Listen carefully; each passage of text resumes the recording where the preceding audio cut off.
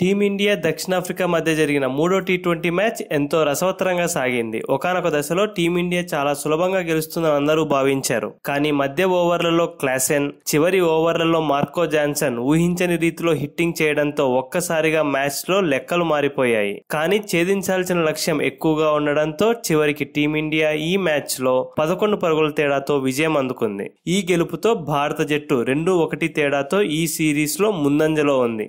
ఈ మ్యాచ్ లో తెలుగు కుర్రాడు తిలక్ వర్మ తన కెరియర్ లోనే మొదటి సెంచరీని నమోదు చేయడమే కాకుండా టీమిండియా ఓడిపోకుండా ఆదుకున్నాడు. మిగతా బ్యాటర్లు చాలా తక్కువ స్కోర్ అవుట్ అవుతున్న సమయంలో అభిషేక్ శర్మ, తిలక్ వర్మ ఇద్దరూ కూడా అసాధారణ రీతిలో బ్యాటింగ్ చేసి టీమిండియాను ఆదుకున్నారు. వీరిద్దరూ గనక ఆడకపోయి ఉంటే ఈ రోజు మ్యాచ్ లో టీమిండియా ఓటమి పాలయ్యేది. ఇక చాలా రోజుల నుండి నిరాశపరుస్తున్న అభిషేక్ శర్మ ఈ మ్యాచ్ లో తన వింటేజ్ స్టైల్ బ్యాటింగ్ తో అలరించాడు. ఈ మ్యాచ్ లో హైలైట్ గా నిలిచిన మరొక వ్యక్తి దక్షిణాఫ్రికా ఆటగాడు మార్కో జాన్సన్. బౌలింగ్ ఆల్రౌండర్ గా బరిలోకి దిగిన జాన్సన్ అద్భుతమైన బౌలింగ్ చేయడమే కాకుండా కేవలం 16 బంతుల్లోనే అర్ధ సెంచరీ సాధించాడు. దీంతో టీమిండియాపై టీ20 క్రికెట్ లో అత్యంత వేగంగా అర్ధ సెంచరీ సాధించిన ఆటగాడిగా చరిత్రకెక్కాడు. అంతేకాకుండా దక్షిణాఫ్రికా తరపున అత్యంత వేగంగా టీ20లలో అర్ధ సెంచరీ సాధించిన ఆటగాళ్ల జాబితాలో మార్కో జాన్సన్ 2వ స్థానంలో నిలిచాడు. 15 బంతులతో డికాక్ మొదటి స్థానంలో కొనసాగుతున్నాడు. హార్దిక్ పాండ్యా బౌలింగ్ లో జాన్సన్ ఏకంగా 26 పరుగులు చేసి పిచ్చకొట్టుడు కొట్టడం మ్యాచ్ కే హైలైట్ గా నిలిచింది. ఈ మ్యాచ్ హైలైట్స్ విషయానికి వస్తే టాస్ గెలిచిన దక్షిణాఫ్రికా జట్టు మొదట బౌలింగ్ చేయాలని నిశ్చయించుకుంది. బ్యాటింగ్ కు దిగిన టీమిండియాకు సంజు శాంసన్ మరోసారి నిరాశపరిచాడు. మొదటి మ్యాచ్ లో సెంచరీ చేసిన సంజు రెండో టీ20లో డకౌట్ అవగా ఇప్పుడు మూడో టీ20లో మరోసారి డకౌట్ అయి వెనుదిరిగాడు.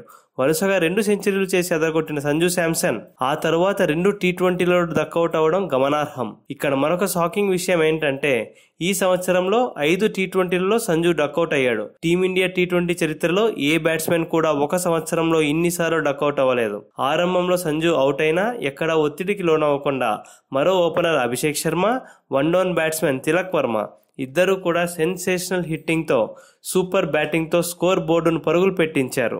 ఈ ఇద్దరు యువ ఆటగాళ్లు కూడా నువ్వా నేనా అన్నట్లు పోటీ పడుతూ దక్షిణాఫ్రికా బౌలర్లను ఉతికారేశారు. ముఖ్యంగా అభిషేక్ శర్మ దూకుడుగా ఆడుతున్న సమయంలో తిలక్ వర్మ అతనికి చాలా సందర్భాల్లో సూచనలు ఇస్తూ ఆకట్టుకున్నాడు. ఇదే క్రమంలో అభిషేక్ శర్మ 24 బంతుల్లోనే 3 బౌండరీలు, 5 సిక్సర్ల సాయంతో అర్ధ సెంచరీ సాధించాడు. అభిషేక్ శర్మ దూకుడు చూసి సెంచరీ చేస్తాడేమో అని అనుకుంటే సరిగ్గా అర్ధ సెంచరీ చేసిన తర్వాత స్టెంప్ అవుట్ అయ్యాడు.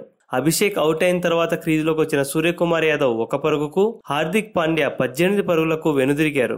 సూర్యకుమార్ యాదవ్ వరుసగా మూడో టీ20లో కూడా పెద్దగా ఆకట్టుకునే ప్రదర్శన అయితే చేయలేకపోయాడు. మరొక విచిత్రం ఏంటంటే ఈ సిరీస్ లో 3 టీ20లలో కూడా సూర్యకుమార్ సైమ్ లేన్ అనే బౌలర్ బౌలింగ్ లోనే అవుట్ అవ్వడం గమనార్హం. ఒకవైపు వికెట్లు పడుతున్నా తిలక్ వర్మ మాత్రం మాస్టర్ క్లాస్ బ్యాటింగ్ తో యాంకర్ రోల్ పోషిస్తూనే స్కోర్ బోర్డును పరుగులు పెట్టించాడు. దక్షిణాఫ్రికా బౌలర్లపై విరుచుకుపడ్డాడు. అర్ధ సెంచరీ పూర్తి చేసుకుని సెంచరీ వైపు దూసుకెళ్లాడు. తిలక్ వర్మ ఈ మ్యాచ్ లో ఆడిన విభిన్నమైన షాట్లు, అలానే అతడు బ్యాటింగ్ చేసిన తీరు అతడిలోని పరిపక్వతను చాటి చెప్పాయి. ఈ మ్యాచ్ లో తిలక్ వర్మ టీ20లలో తన తొలి సెంచరీని సాధించాడు. టీ20లలో సెంచరీ సాధించిన తొలి హైదరాబాద్ క్రికెటర్ గా కూడా తిలక్ చరిత్ర సృష్టించాడు. 6వ స్థానంలో వచ్చిన రింకు సింగ్ 13 బంతులకు గాను కేవలం 8 పరుగులు మాత్రమే చేశాడు.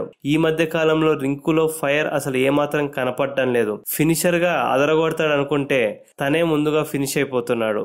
ఇలానే కనుక ఆడితే అతడు జట్టులో చోటు కోల్పోవడం ఖాయం. ఇక ఈ మ్యాచ్ లో అరంగేట్రం చేసిన రమన్దీప్ సింగ్ చివర్లో 6 బంతుల్లో 15 పరుగులు చేసి మెరుపులు మెరిపించి మెప్పించాడు. తిలక్ వర్మ 56 బంతుల్లో 191 స్ట్రైక్ రేట్ తో సెంచరీ సాధించి 107 పరుగులు చేసి అజేయంగా నిలిచి ఆకట్టుకున్నాడు. దీంతో టీమిండియా తరపున అతి చిన్న వయసులో సెంచరీ చేసిన ఆటగాళ్ల జాబితాలో తిలక్ 2వ స్థానంలో నిలిచాడు. చివరి ఓవర్లో మార్కో జాన్సన్ అత్యద్భుతంగా బౌలింగ్ చేసి కేవలం 4 పరుగులు మాత్రమే ఇచ్చాడు.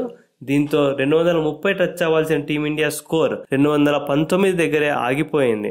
ఇదే క్రమంలో ఈ మ్యాచ్ లో కొన్ని రికార్డులు నమోదయ్యాయి. టీమిండియా ఈ మ్యాచ్ లో 200 కంటే ఎక్కువ స్కోర్ సాధించింది. ఈ ఏడాది ఇప్పటికే భారత జట్టు 8 సార్లు 200 కంటే ఎక్కువ స్కోర్ను టీ20లలో నమోదు చేసింది. దీంతో టీ20 చరిత్రలో అత్యధిక సార్లు 200 కంటే ఎక్కువ స్కోర్ నమోదు చేసిన జట్టుగా భారత జట్టు నిలిచింది. 220 పరుగుల విజయ లక్ష్యంతో బరిలోకి దిగిన దక్షిణాఫ్రికా జట్టు బ్యాట్స్మెన్ దూకుడుగా ఆడుతూ వేగంగా స్కోర్ ని సాధించడానికి ఆరంభంలో గట్టిగానే కృషి చేశారు. కానీ భారత బౌలర్లు కీలక సమయంలో వికెట్లు పడగొడుతూ దక్షిణాఫ్రికా బ్యాట్స్మెన్ ను కుదురుకోనివ్వలేదు. ఓపెనర్ ర్యాన్ రికిల్టన్ 20 పరుగులు చేసిన తర్వాత హర్షదీప్ బౌలింగ్ లో క్లీన్ బౌల్డ్ అయ్యాడు. మరో opener Reeza Henriques 161 strike rate తో 21 పరుగులు చేసి వరుణ్ చక్రవర్తి బౌలింగ్ లో స్టెంపౌట్ అయ్యాడు. ఇక వన్ డౌన్ బ్యాటర్ మార్కరం 29 పరుగులు చేసి భారీ షాట్ కు ప్రయత్నించి వరుణ్ చక్రవర్తి బౌలింగ్ లోనే అవుట్ అయ్యాడు. ఇక రెండో T20 super hero Tristan Stubbs ఈ మ్యాచ్ లో కేవలం 12 పరుగులు మాత్రమే చేసి అక్షర్ పటేల్ బౌలింగ్ లో ఎల్బిడబ్ల్యూ అయ్యాడు. దీంతో దక్షిణాఫ్రికా జట్టు 84 పరుగులకే 4 వికెట్లను కోల్పోయింది. దీంతో భారత జట్టు గెలుస్తుంది అనే ఆశ చిగురించింది. కానీ అక్కడి నుండే మ్యాచ్ కీలక మలుపు తిరిగింది. హెన్రిక్ క్లాసెన్ ఒక్కసారిగా విజృంభిస్తూ వరుణ్ చక్రవర్తి బౌలింగ్ లో హ్యాట్రిక్ సిక్సర్స్ బాది టీమిండియన్ కొద్దిగా టెన్షన్ పట్టాడు. అయితే కీలక సమయంలో హార్దిక్ పాండ్యా బౌలింగ్ లో డేవిడ్ మిల్లర్ భారీ షాట్ కు ప్రయత్నించగా అక్షర్ పటేల్ బౌండరీ లైన్ వద్ద సెన్సేషనల్ క్యాచ్ పట్టి అదరగొట్టాడు. ఇక ఈ మ్యాచ్ లో టీమిండియా బౌలర్ చెమటలు పట్టించిన క్లాసెన్ ఆ తర్వాత కొద్దిసేపటికే 22 బంతుల్లో 186 స్ట్రైక్ రేట్ తో 41 పరుగులు చేశాక హర్షదీప్ బౌలింగ్ లో భారీ షాట్ కు ప్రయత్నించి అవుట్ అవడంతో దక్షిణాఫ్రికా గెలుపు ఆశలకు గండిపడింది. దీంతో టీమిండియా గెలుపు చాలా సునాయాసం, ఇక టీమిండియా గెలుపు తథ్యం అని అందరూ అనుకున్నారు. కానీ చివర్లో వచ్చిన మార్కో జాన్సన్ కేవలం 17 బంతుల్లో 5 సిక్సర్లు 4 బౌండరీల సాయంతో 318 స్ట్రైక్ రేట్ తో 54 పరుగులు చేసి ఒక రేంజ్ లో ఊచకోత కోసి టీమిండియాను టెన్షన్ పెట్టాడు. హార్దిక్ పాండ్యా వేసిన 19వ ఓవర్లో ఏకంగా 26 పరుగులు రాబట్టాడు. దీనిని బట్టి అతడు ఏ రేంజ్ లో హిట్టింగ్ చేశాడో మనం అర్థం చేసుకోవచ్చు. అయితే చివరి ఓవర్లో ఏకంగా 24 పరుగులు చేయాల్సి ఉండడం, దీంతో ఒత్తిడి కూడా ఎక్కువగా ఉండడంతో కీలక సమయంలో జాన్సన్ ఎల్బిడబ్ల్యూగా అవుట్ అయ్యాడు. మార్కో జాన్సన్ ఊచకోత కారణంగా ఈ మ్యాచ్ లో భారీ తేడాతో గెలవాల్సిన టీమిండియా కేవలం 11 పరుగుల తేడాతో విజయం సాధించింది. భారత బౌలర్లలో హర్షదీప్ సింగ్ 3 వికెట్లు పడగొట్టగా వరుణ్ చక్రవర్తి 2 వికెట్లు, హార్దిక్ పాండ్యా, అక్షర్ పటేల్ ఒక్కో వికెట్ దక్కించుకున్నారు. భారత బౌలర్లలో హార్దిక్ పాండ్యా, వరుణ్ చక్రవర్తి ఇద్దరూ కూడా సగటున ఓవర్కు 13కు పైగా పరుగులు సమర్పించుకొని కొద్దిగా నిరాశపరిచారు.